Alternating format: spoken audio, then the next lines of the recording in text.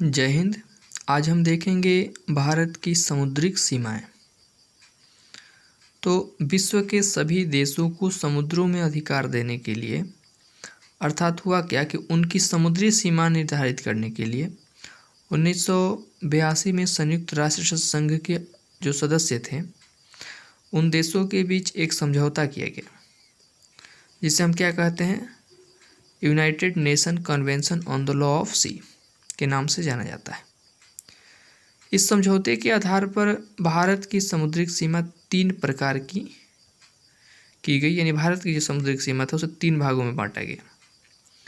पहला था कि प्रादेशिक समुद्री सीमा, दूसरा हुआ अविच्छिन्न मंडल या संलग्न क्षेत्र, और तीसरा हुआ अनन्य आर्थिक क्षेत्र।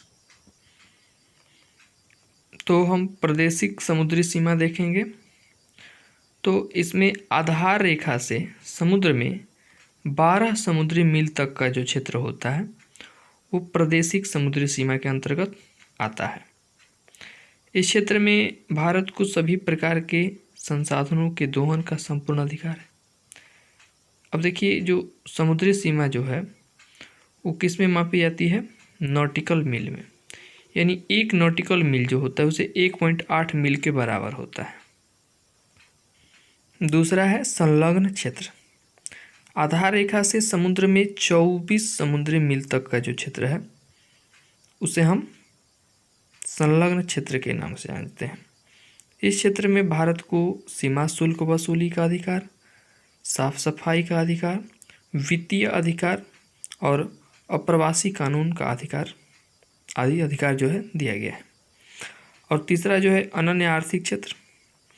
इसमें आधार रेखा से समुद्र में 200 समुद्री मील तक का जो क्षेत्र है वो जो है अनन्य आर्थिक क्षेत्र के नाम से जाना जाता है। इस क्षेत्र में भारत को नए द्वीपों का निर्माण करने का अधिकार, वैज्ञानिक परीक्षण का अधिकार, प्राकृतिक संसाधनों के दोहन का संपूर्ण अधिकार आदि जो है अनन्य आर्थिक क्षेत्र के अंतर्गत आता है। अब देखिए, जो अनन्य आर्थिक क्षेत्र की अंतिम सीमा यानी 200 समुद्री मील तक से आगे का जो उच्च क्षेत्र होता है वो उच्च सागर का विस्तार होता है। उसमें क्या होता है कि सभी देशों का समान अधिकार होता है। अब जो हम पहले सुने थे कि आधार रेखा, तो आधार रेखा क्या है उसके बारे में जान लेते हैं। तो जो आधार रेखा होता है वो टेढ़े मेढ़े समुद्री तट को मिलाने वाली काल्पनिक एक सीधी रेखा खींच दी जाती है। यानी जो तट होता है वो टेढ़ा मेढ़ा होता है, तो उसको मिलाने के लिए एक हम काल्पनिक रेखा खींच देते हैं, उसे ही हम आधार रेखा के नाम से जानते हैं। तट और आधार रेखा के बीच जो जल होता है उसे हम आंतरिक जल कहते हैं।